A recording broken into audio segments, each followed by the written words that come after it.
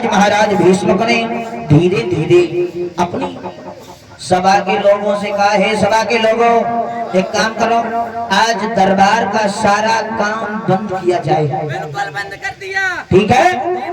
हाँ, आज सिर्फ हम कहेंगे वही होगा।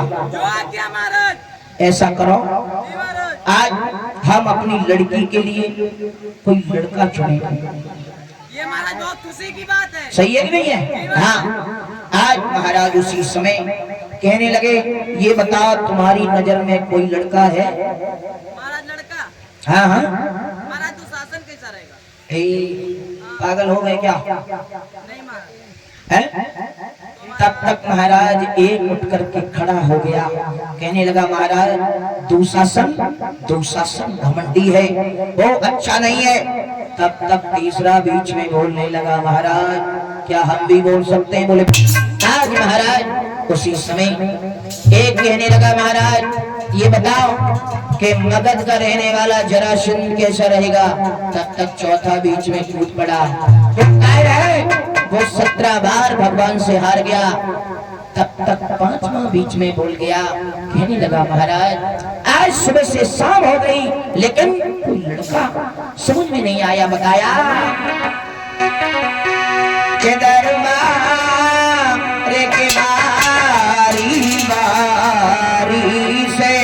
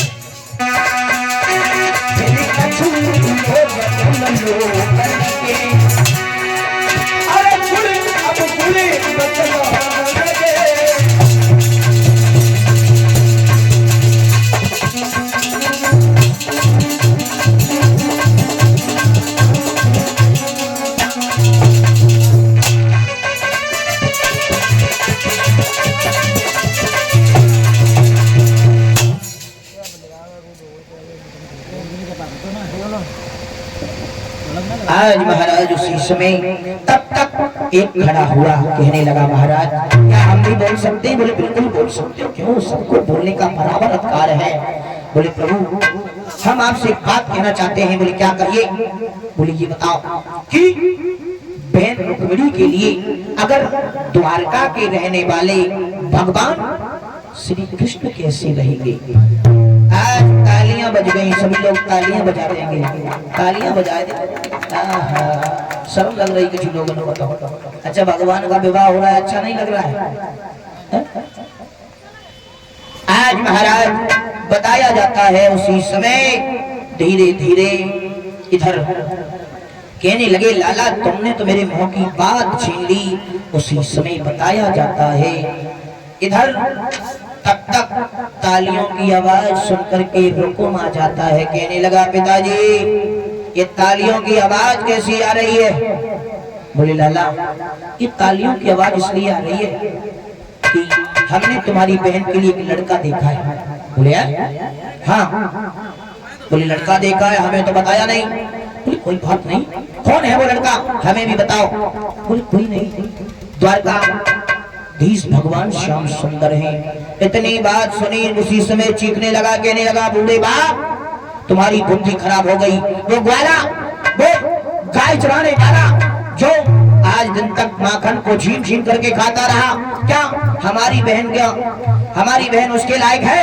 वो हमारी बहन के साथ में शादी करने के लायक है? भीष्म कहने लगे, लाला रुको, इतना परेशान होने की क्या बात है? आप चिल्लाने क्यों लगे? अरे परेशान मत हो, अगर तुम्हारे नजर में कोई लड़का हो तो तुम बताओ। उसी समय बताओ इधर कहने लगा, अब तुमने बात सही कही। बोले सुनो, हमारी नजर में एक लड़का है, लड़का तो है लेकिन बड़ा सुंदर व्यवहार है, अच्छा परिवार है और कोई दूर का नहीं है, अपना रिश्तेदार है। कहने लगे बड़ाई करता रहेगा या बोलेगा भी? बोले जानते तो तुम खूब हो। बोले हम नहीं जानते। बोले अरे याद करो, ये बताओ हमारा मित्र है साला सुसपाल। क्या कहा? सुसपाल, जो चंदेली का रहने वाला वो हमारा मित्र, उसके साथ में हमारी बहन की शादी कैसी रहेगी? आज भीष्म कहने लगे, ताती को पीस करके क्यों रे मूर्ख, तेरी जीभ में कीड़े नहीं पड़े क्या? तू उसके साथ में शादी करेगा? बोले क्यों नहीं करेंगे, जब वो अपनी बहन की हमारे साथ में शादी कर सकता है तो हम उसके साथ में अपनी बहन की शादी क्यों नहीं कर सकते है? आज महाराज भीष्म कहने लगे, लाला पागल मत बन, क्योंकि हमारे आंगन में 2-4 लड़कियां नहीं है। भीष्म रोने लगे, तूने इसने मुझे कहीं का नहीं छोड़ा। और बोले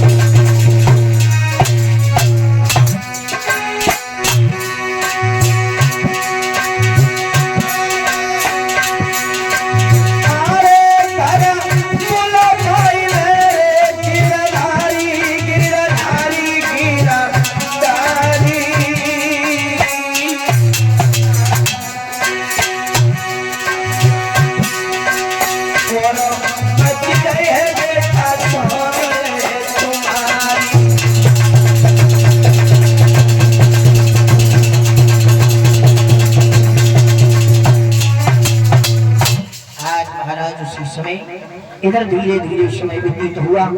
इधर इसने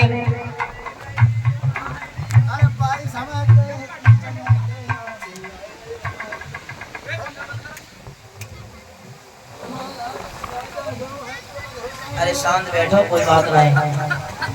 आज महाराज उसी समय बताया जाता है।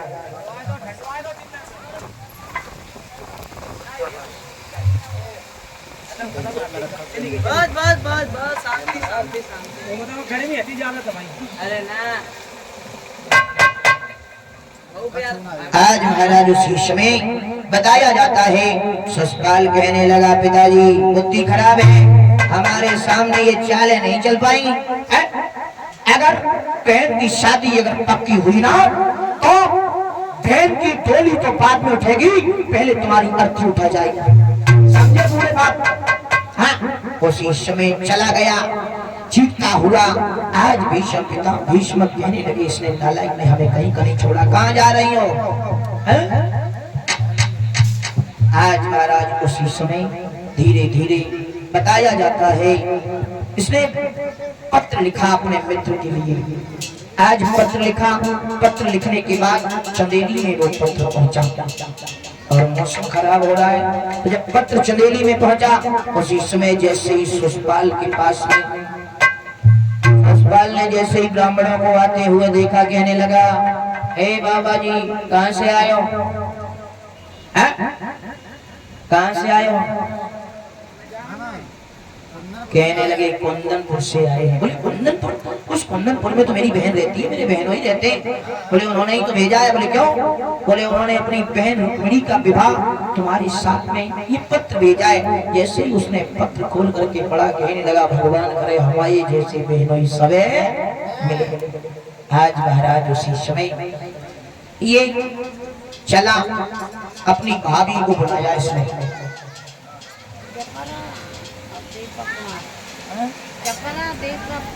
जपरा और दीपक कुमार और जी दीपक कुमार भैया जी और जपरा भैया जी की तरफ से ये 501 रुपये आए हुए हैं। भगवान से कामना करेंगे, कहना है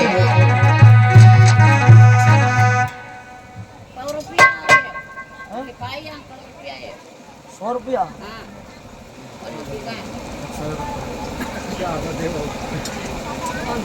तो 100 रुपया है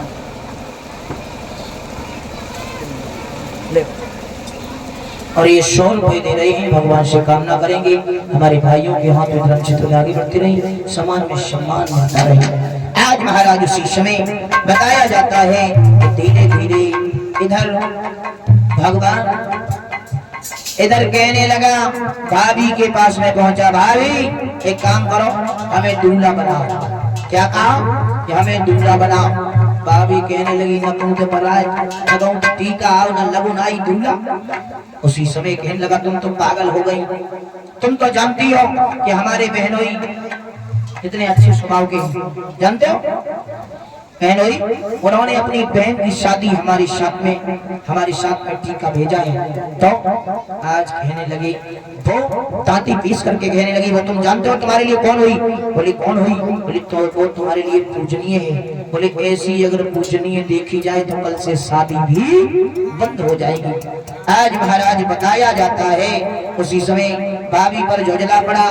कहने लगा, भाभी तुम श्रृंगार करो, 2-4 लड़कियों को बुला लो। उसी समय बताया जाता है भाभी ने जैसे ही इसे देखा तो हुआ क्या, आज भाभी श्रृंगार करने लगी।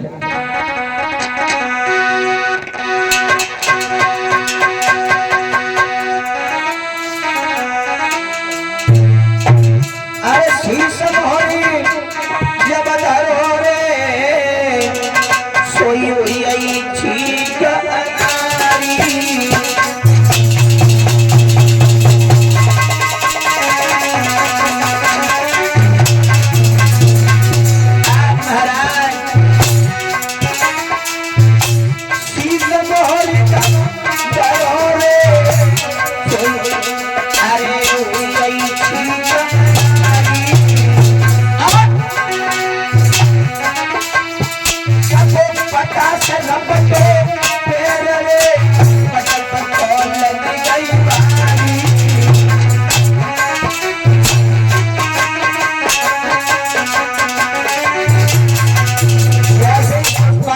से गिरा, लड़कियां हंसने लगी। बोले, है लड़की क्यों हंस रही है?